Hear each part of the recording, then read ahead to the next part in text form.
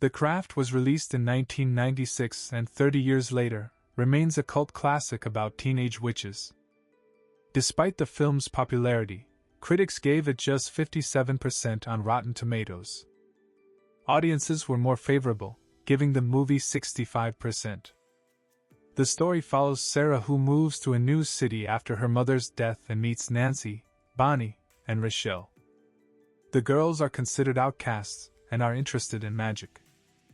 After an ancient ritual, they gain supernatural abilities and begin using them to change their lives. Each girl has her own reason for seeking power. Nancy lives in a difficult family situation, Bonnie struggles with the aftermath of burns, and Rochelle faces racist bullying. Sarah is trying to cope with her mother's death and adjust to her new life. At first, magic gives the girls a way to defend themselves against their tormentors.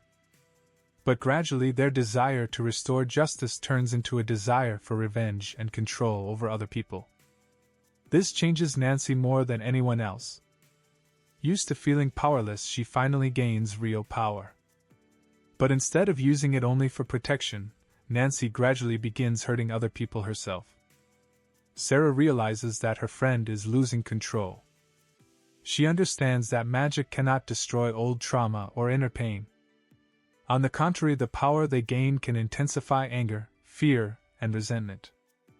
That is why The Craft remains more than just a movie about witches. It is a story about bullying, loneliness, family problems, and the desire to stop being a victim. The film shows that a person can gain power without learning how to use it responsibly.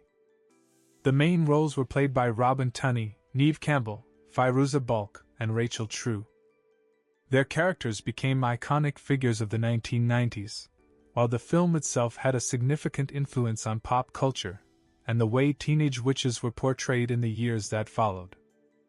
30 years later, The Craft remains relevant because of its themes of finding one's identity, wanting to be accepted, and trying to control one's own life.